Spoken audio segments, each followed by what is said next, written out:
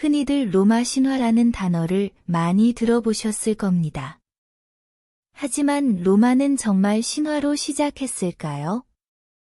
칠흑 같은 어둠 속 티베르 강의 차가운 물살이 요동치고 있습니다. 강물 위로 떠내려가는 작은 바구니, 그 안에서 들리는 아기들의 애절한 울음소리. 하지만 이 감동적인 전설 뒤에는 여러분이 상상도 못할 잔혹한 진실이 숨어 있었습니다. 오늘 들으실 이야기는 우리가 알던 그 아름다운 전설이 아닙니다. 이것은 피와 배신, 그리고 권력에 대한 욕망으로 얼룩진 진짜 이야기입니다. 형제가 형제를 죽이고 그 피 위에 세워진 도시. 로마는 신화가 아니라 인간의 가장 어두운 욕망의 산물이었던 것입니다. 챕터 1. 왕가의 몰락, 강에 버려진 두 형제. 기원전 8세기, 이탈리아 반도의 작은 도시국가 알바론가. 석양이 지는 왕궁, 높은 첨탑 위로 붉은 노을이 스며들고 있었습니다. 하지만 이 평화로운 풍경과는 달리 궁전 내부에서는 음침한 음모가 꿈틀거리고 있었습니다. 왕 누미토르가 왕좌에 앉아 하루 정무를 마치고 있을 때였습니다. 갑자기 왕궁 문이 거칠게 열리며 무장한 병사들이 쏟아져 들어왔습니다. 그들의 선두에 서 있는 사람, 바로 누미토르의 친동생 아물리우스였습니다. 형님. 아물리우스의 목소리는 차갑고 날카로웠습니다. 그의 눈에는 오랜 세월 품어온 질투와 원망이 불꽃처럼 타오르고 있었죠. 아물리우스, 이게 무슨 짓이냐? 누미토르가 왕좌에서 일어서며 소리쳤습니다. 하지만 아물리우스는 비웃음을 지으며 대답했습니다. 형님은 너무 오래 그 자리에 앉아 계셨어요. 이제 교체될 때가 된 거죠. 내가 감히요? 왕위는 능력 있는 자가 차지하는 것 아닙니까? 태어난 순서 따위로 결정되는 게 아니라 말이에요. 아물리우스가 손짓하자 병사들이 일제히 누미토르를 둘러쌌습니다. 칼끝이 왕의 목을 겨누고 있었지요. 누미토르는 믿을 수 없다는 표정으로 동생을 바라봤습니다. 어려서부터 함께 자란 친형제가 자신에게 칼을 겨누고 있다니. 왜 이런 짓을 하는 거냐? 누미토르의 목소리에는 분노보다는 슬픔이 배어 있었습니다. 아물리우스는 잠시 망설이는 듯했지만 곧 다시 차가운 표정을 지었습니다. 왜냐고요? 평생 둘째로 살아온 제 심정을 아시겠어요? 형님이 실수를 할 때마다, 사람들이 형님만 칭찬할 때마다 저는 얼마나 분했는지 아세요? 병사들이 누미토르를 끌고 나갔습니다. 이렇게 해서 알바론가에는 새로운 왕이 등극했습니다. 하지만 아물리우스의 걱정은 여기서 끝나지 않았습니다. 며칠 후, 아물리우스가 혼자 왕좌에 앉아 깊은 생각에 잠겨 있을 때였습니다. 한 신하가 조심스럽게 다가왔습니다. 폐하, 레아 실비아 공주를 어떻게 처리하시겠습니까? 레아 실비아. 아물리우스의 얼굴이 어두워졌습니다. 누미토르의 딸 레아 실비아야말로 가장 큰 위협이었거든요. 그녀가 아이를 낳으면 그 아이는 정당한 왕위 계승자가 될 테니까요. 베스타 신전으로 보내라. 평생 순결을 지키는 여사제로 만드는 거다. 하지만 공주가 거부한다면 거부할 수 없게 만들어라. 이것은 명령이다. 아물리우스의 목소리는 냉혹했습니다. 그는 모든 위험 요소를 제거하려 했죠. 하지만 운명이라는 것은 인간의 계산을 비웃는 법입니다. 몇 달 후 충격적인 소식이 들려왔습니다. 베스타 여사제가 된 레아 실비아가 임신했다는 것이었죠. 이 소식을 들은 아물리우스는 분노로 몸을 떨었습니다. 뭐라고? 베스타 여사제가 임신했다고? 그렇습니다. 폐하. 공주는 전쟁의 신 마르스의 아이라고 주장하고 있습니다. 허튼 소리. 분명히 누군가와 몰래 관계를 맺었을 것이다. 아물리우스가 주먹으로 왕좌 팔걸이를 내리쳤습니다. 그의 완벽한 계획이 무너져 내리고 있었거든요. 레아 실비아를 즉시 감옥에 가둬라. 그리고 아이가 태어나면 아물리우스는 잠시 말을 멈췄습니다. 아무리 냉혹해도 갓난아기를 죽이라고 명령하기는 쉽지 않았거든요. 하지만 왕위를 지키기 위해서는 어쩔 수 없었습니다. 아이가 태어나면 즉시 강에 버려 죽여라. 몇 달 후, 레아 실비아가 쌍둥이를 낳았습니다. 두 아이 모두 건강하고 아름다웠습니다. 하지만 아물리우스에게 이들은 자신의 왕위를 위협하는 존재일 뿐이었죠. 왕궁뜰에서 두 명의 병사가 조용히 대화를 나누고 있었습니다. 정말 이 일을 해야 하는 건가? 왕명이니까 어쩔 수 없지. 하지만 뭐? 아무래도 마음이 무거워. 죄 없는 아기들인데. 그래도 명령은 명령이야. 가자. 두 병사는 갓난아기들을 바구니에 담고 티베르 강으로 향했습니다. 달빛도 없는 캄캄한 밤이었죠. 강물 소리만이 정막을 깨뜨리고 있었습니다. 강가에 도착한 병사들은 잠시 망설였습니다.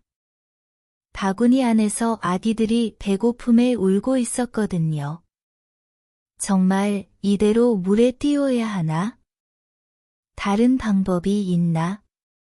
하지만 한 병사가 조심스럽게 말했습니다. 신께서 이 아이들을 구해주시길 빌어보자. 그들은 바구니를 강물에 띄우며 작은 기도를 올렸습니다. 바구니는 거센 강물을 따라 어둠 속으로 떠내려가기 시작했습니다. 두 아기의 울음소리가 점점 멀어져 갔죠.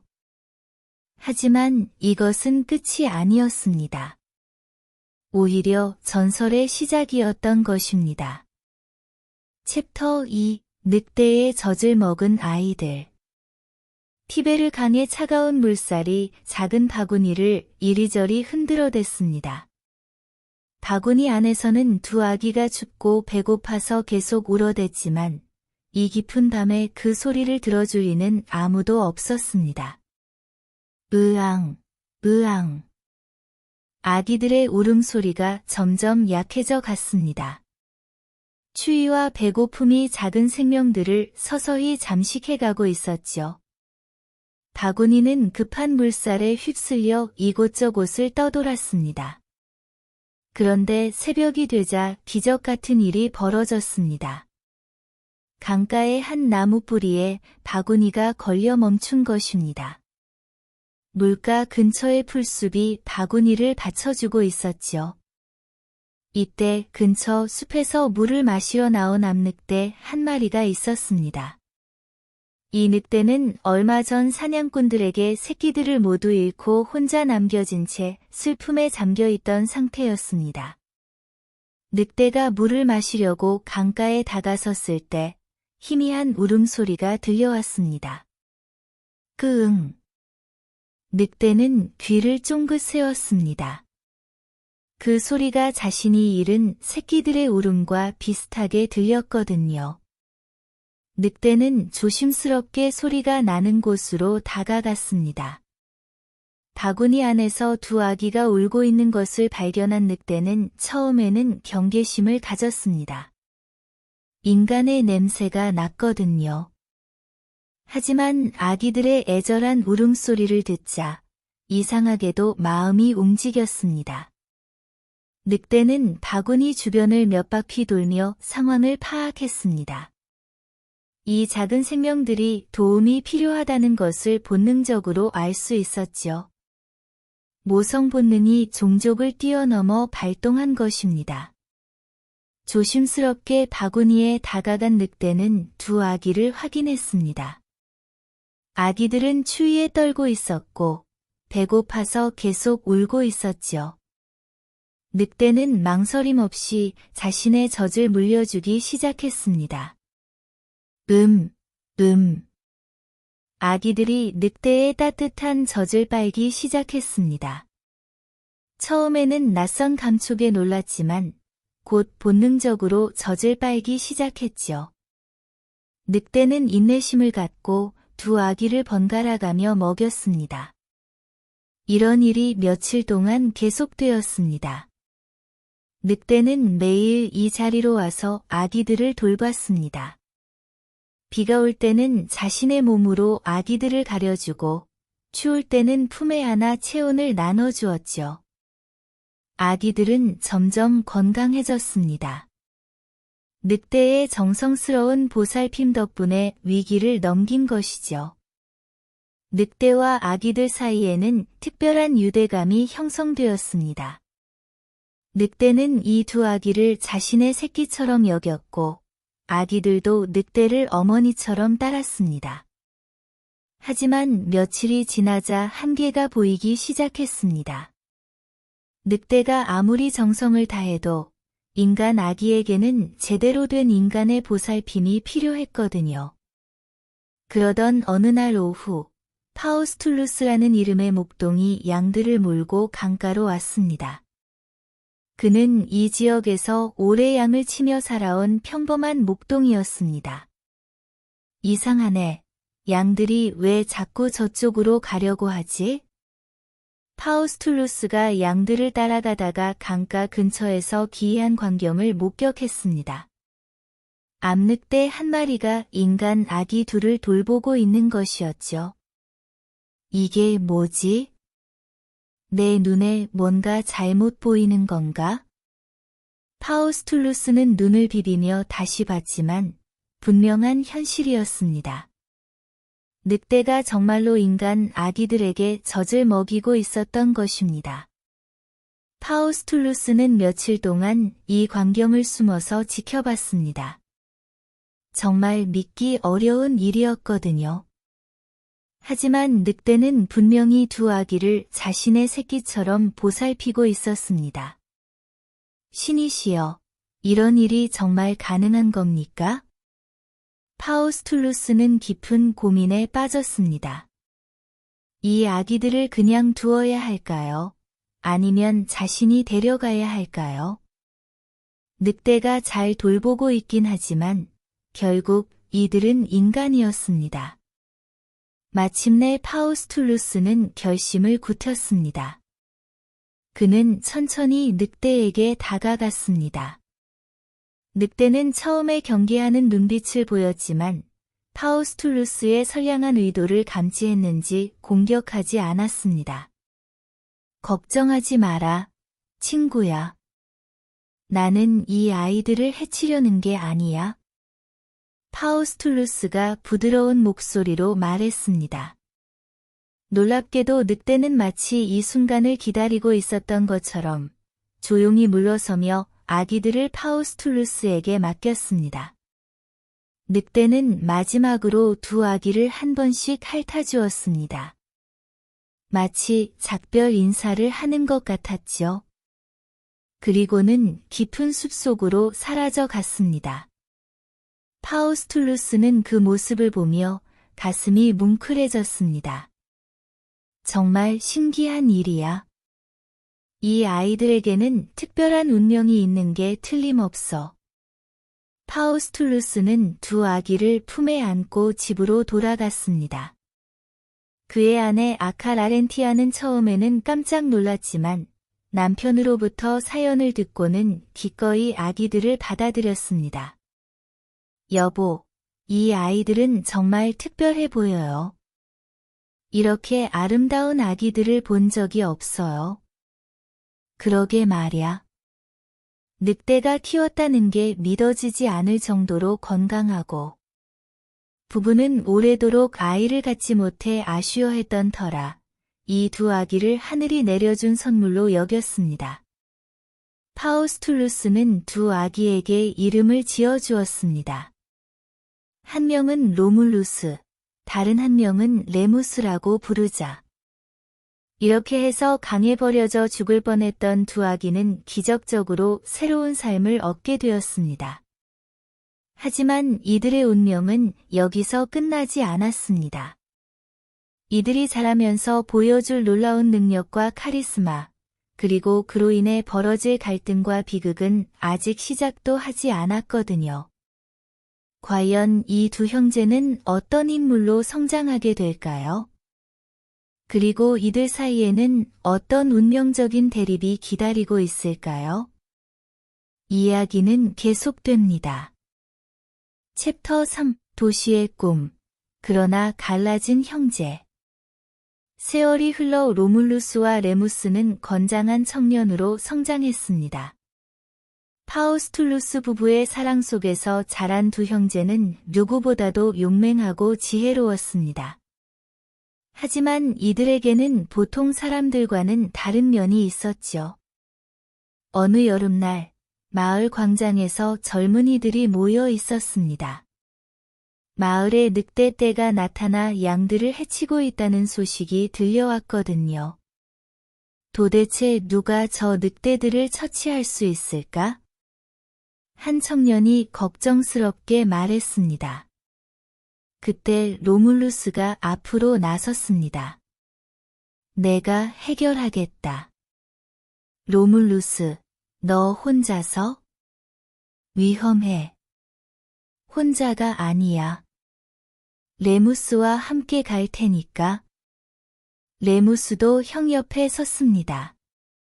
그래, 우리 형제가 나서면 어떤 늑대든 문제없어. 두 형제의 자신감 넘치는 모습에 사람들은 감탄했습니다. 과연 이들은 어려서부터 남다른 카리스마를 보여왔거든요. 며칠 후, 두 형제는 정말로 늑대떼를 몰아내고 돌아왔습니다. 사람들은 환호했고, 로물루스와 레무스는 영웅이 되었죠. 이런 일들이 반복되면서 두 형제 주변에는 자연스럽게 추종자들이 모여들기 시작했습니다. 하지만 시간이 흐르면서 두 형제의 성격 차이가 뚜렷해졌습니다.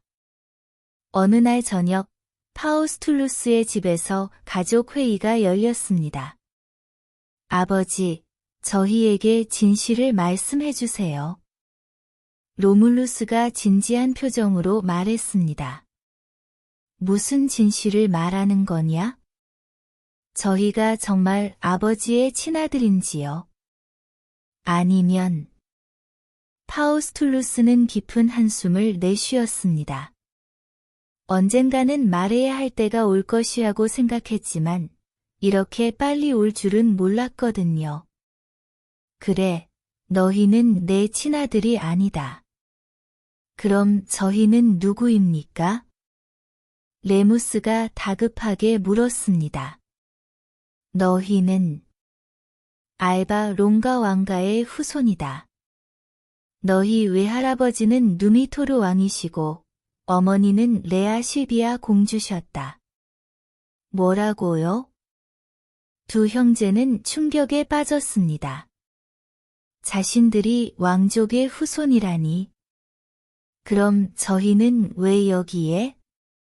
아물리우스가 권력을 잡기 위해 너희를 강에 버렸기 때문이다. 하지만 기적적으로 살아남았지. 이 진실을 알게 된 후, 두 형제의 마음은 복잡해졌습니다. 며칠 동안 말없이 지내던 로물루스가 먼저 입을 열었습니다.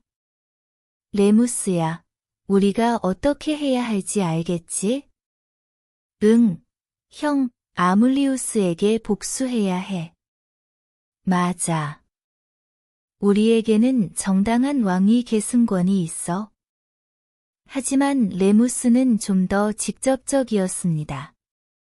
당장 알바론가로 쳐들어가서 아물리우스를 죽이자. 아니야, 레무스. 계획을 세워야 해. 무작정 덤비면 안 돼. 계획. 그런 거 필요 없어.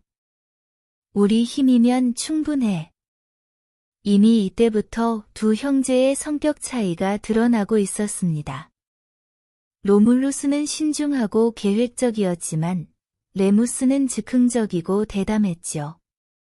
몇 달간의 준비 끝에 두 형제는 드디어 행동을 개시했습니다. 주변의 젊은이들을 모아 군대를 편성했고 알바론가를 향해 진군했습니다. 알바론가 성 앞에서 아물리우스가 성벽 위에 나타났습니다. 누구냐? 감히 왕성의 무력으로 침입하다니. 로물루스가 말 위에서 당당하게 대답했습니다. 나는 로물루스다. 그리고 이쪽은 내 동생 레무스. 우리는 레아 실비아의 아들이자 누미토르 왕의 외손자다. 아물리우스의 얼굴이 창백해졌습니다. 불가능하다. 너희들은 죽었어야 했는데. 하하. 죽지 않았어, 삼촌. 레무스가 조롱하듯 웃으며 소리쳤습니다. 이제 내가 저지른 죄의 대가를 치를 시간이야. 전투가 시작되었습니다. 하지만 정의는 두 형제 편에 있었고 병사들의 사기도 하늘을 찔렀습니다. 결국 아물리우스는 전투에서 죽었고 누미토르가 다시 왕위에 올랐죠. 왕궁에서 외할아버지와의 재회가 이루어졌습니다. 로물루스, 레무스. 정말 너희가 맞느냐?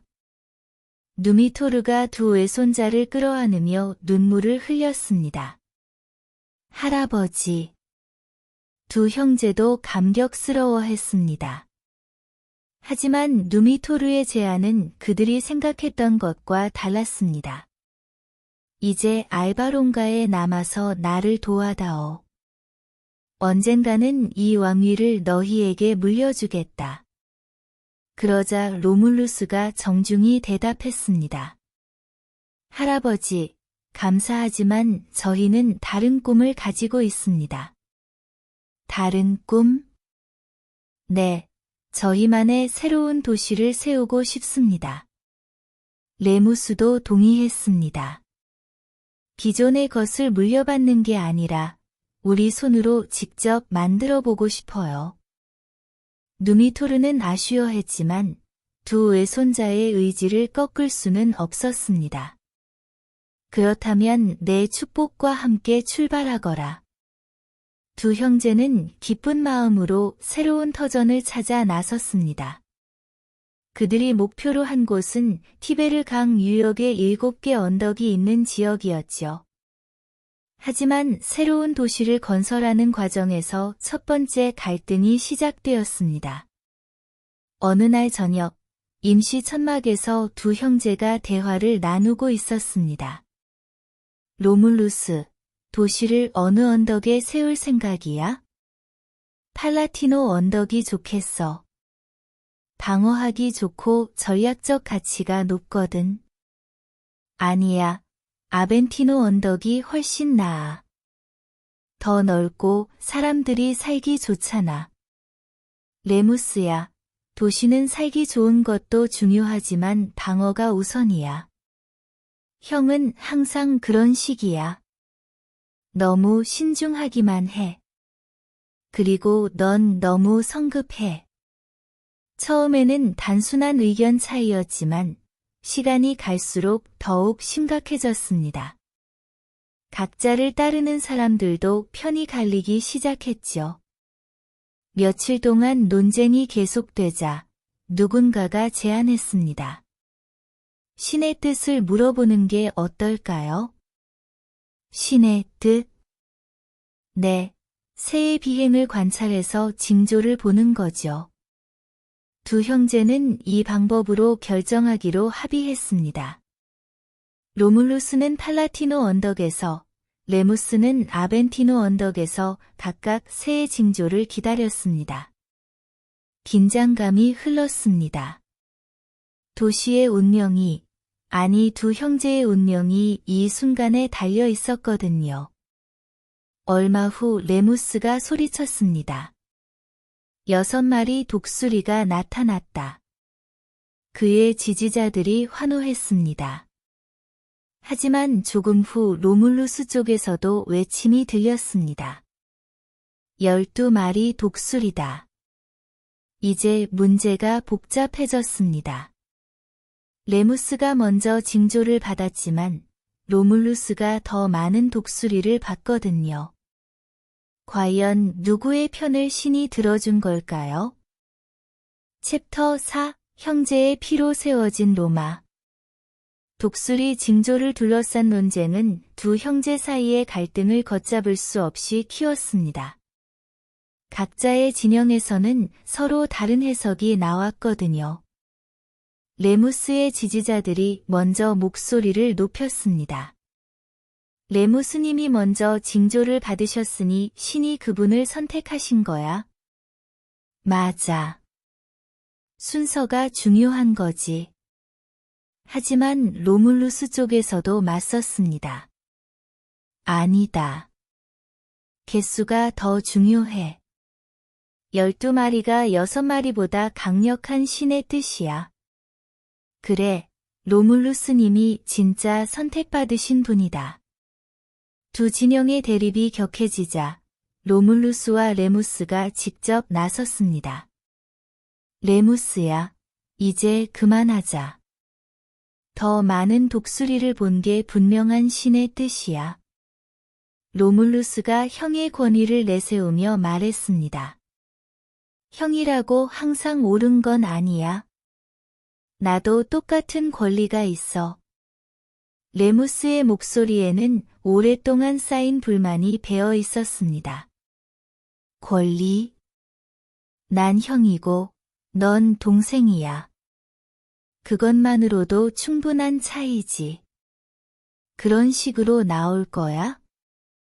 우리가 똑같이 알바론가를 되찾지 않았어? 똑같이 여기까지 오지 않았고? 갈등이 깊어지는 가운데 로물루스는 일방적으로 결정을 내렸습니다. 좋아, 나는 팔라티노 언덕에 도시를 세우겠다. 그리고 즉시 도시의 경계를 정하는 신성한 의식을 시작했습니다. 하얀 소와 암소를 이용해 쟁기질을 하며 도시의 경계선을 긋기 시작한 것이죠.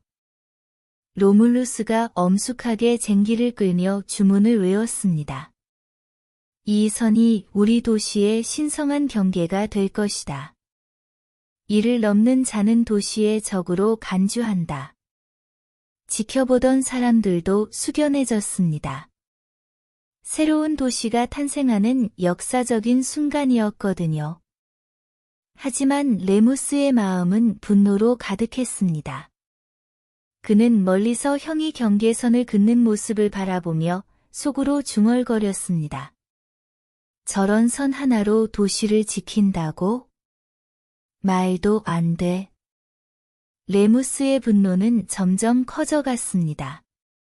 자신도 똑같이 왕족의 후손이고 똑같이 여기까지 왔는데 왜 형만이 모든 것을 독차지해야 하는 걸까요? 이런 보잘것없는 선이 도시의 경계라고? 레무스가 큰 소리로 조롱했습니다. 이런 걸로 적을 막을 수 있겠어?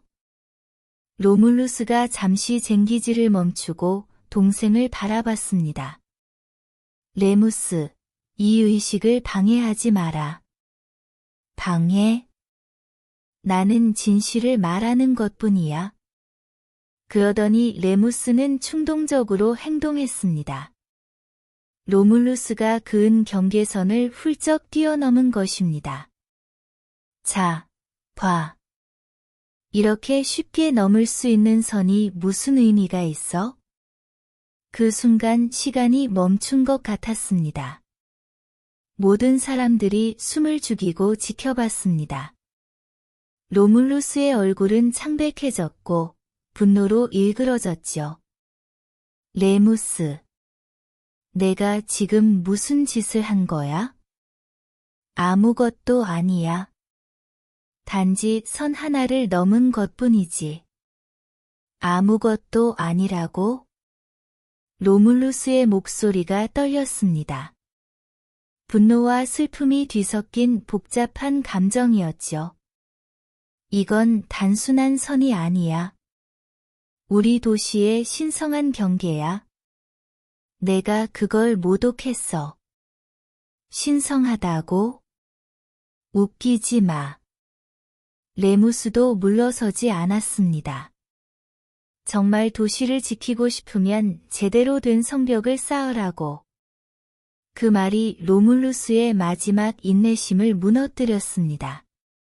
그는 허리에서 칼을 뽑아들었습니다. 주변 사람들이 경악했습니다.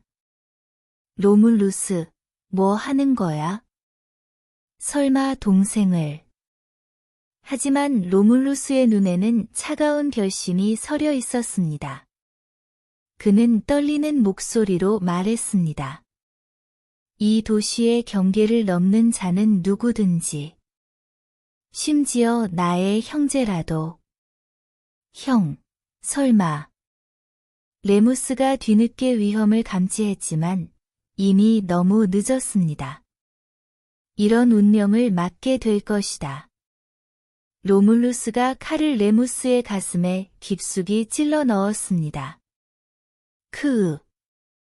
레무스는 믿을 수 없다는 표정으로 형을 바라봤습니다. 칼이 심장을 관통했고 붉은 피가 솟구쳐 나왔지요. 형. 정말. 나를. 레무스. 로물루스가 동생을 붙잡으며 소리쳤습니다. 하지만 이미 돌이킬 수 없었습니다. 형. 이제. 영원히. 혼자가.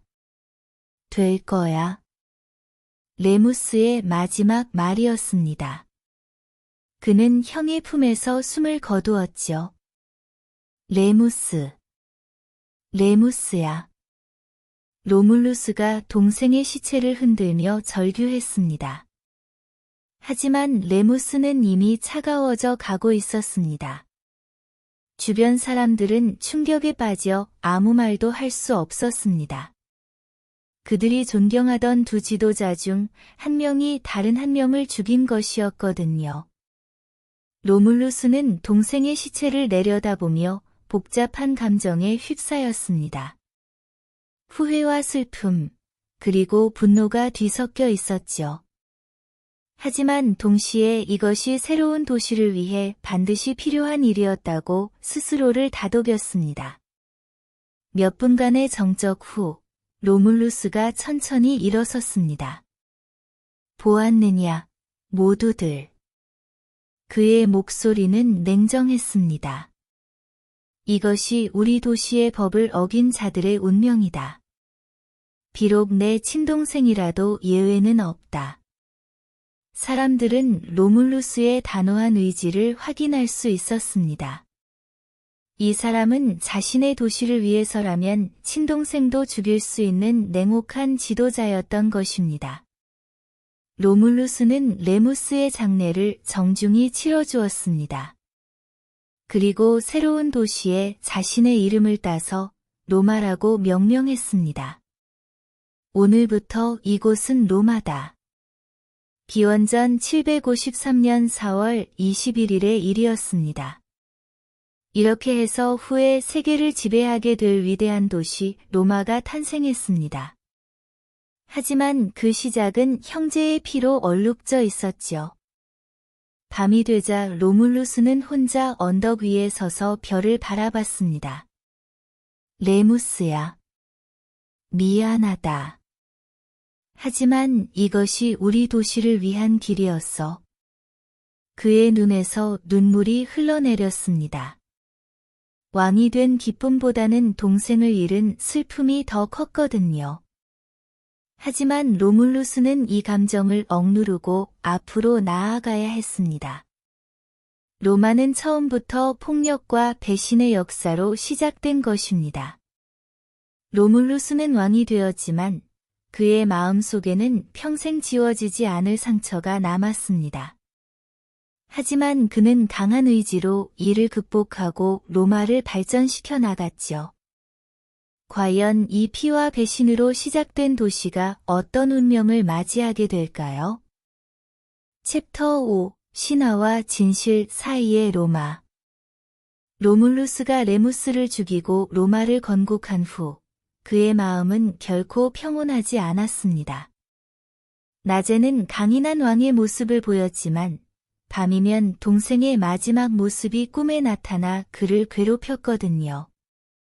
어느 깊은 밤, 로물루스가 왕궁에서 홀로 잠들어 있을 때였습니다. 형, 왜 나를 죽였어? 꿈속에서 레무스가 나타났습니다.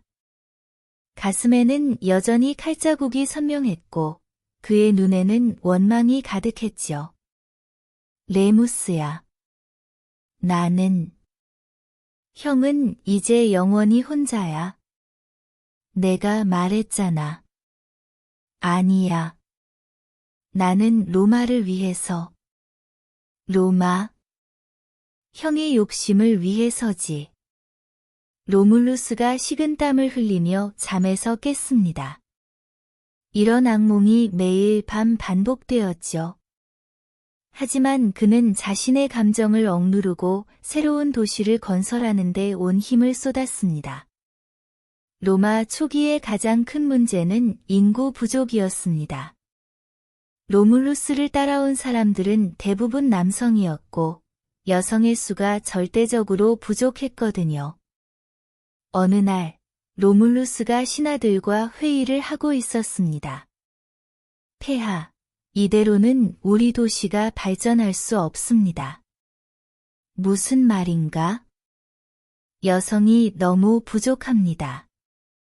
아이들이 태어나지 않으면? 알고 있다. 로물루스가 깊은 한숨을 내쉬었습니다. 그도 이 문제의 심각성을 잘 알고 있었거든요. 다른 부족들과 혼인 동맹을 맺어보는 건 어떨까요? 이미 시도해봤다.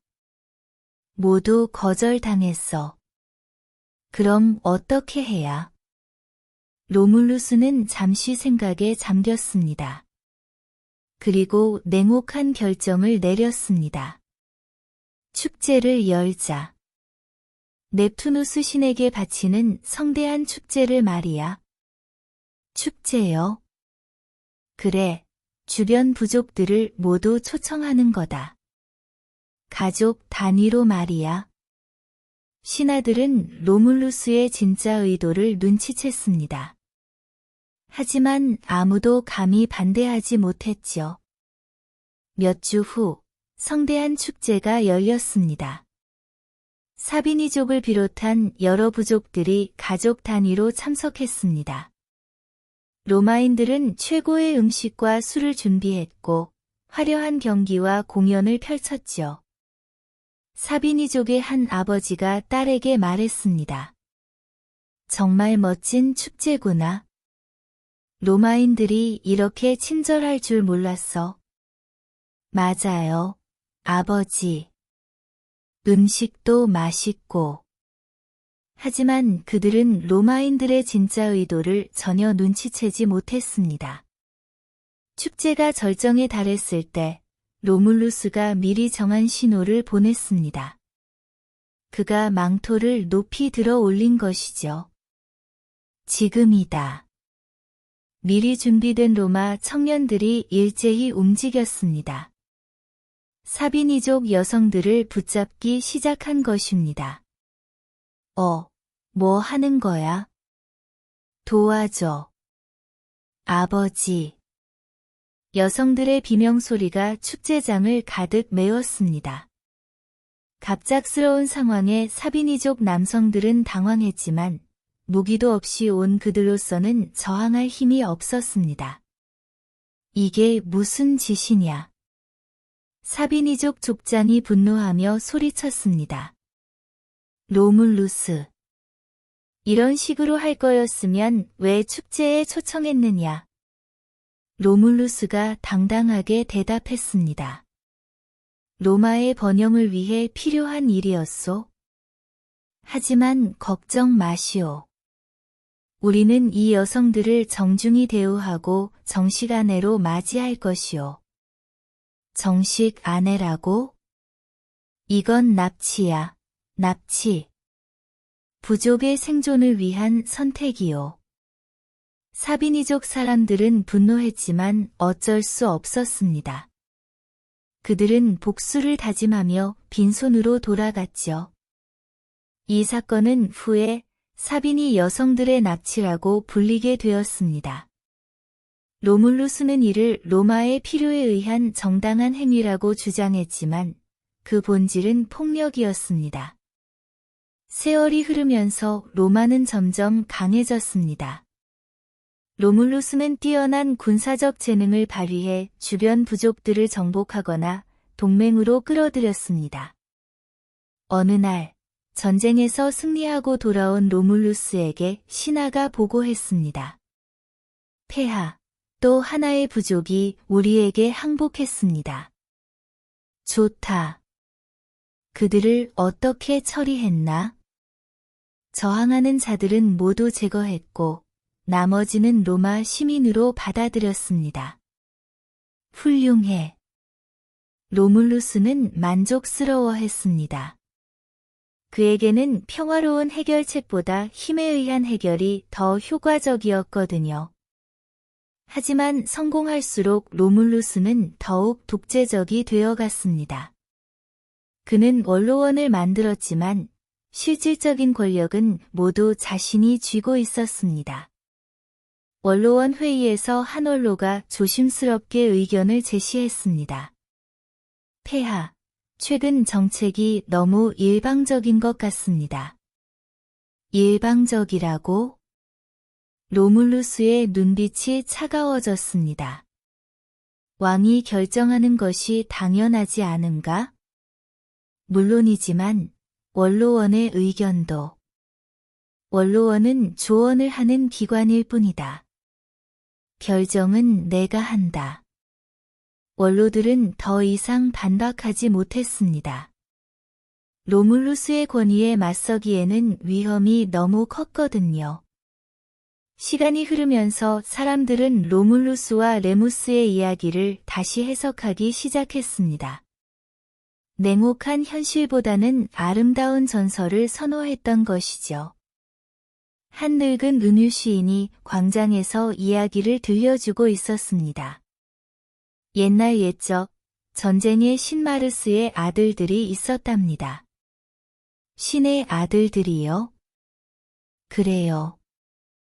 그들은 늑대의 젖을 먹고 자란 신성한 존재였죠. 그럼 레무스는 왜 죽었나요? 그것은 운명이었답니다. 로마의 위대함을 위한 신의 뜻이었죠. 이렇게 현실의 권력 투쟁과 폭력은 점점 신성한 운명으로 포장되어 갔습니다. 로물루스는 신의 아들이 되었고 레무스의 죽음은 불가피한 희생으로 해석되었죠. 하지만 진실은 달랐습니다. 로마는 신화가 아니라 인간의 욕망과 야망으로 만들어진 도시였습니다.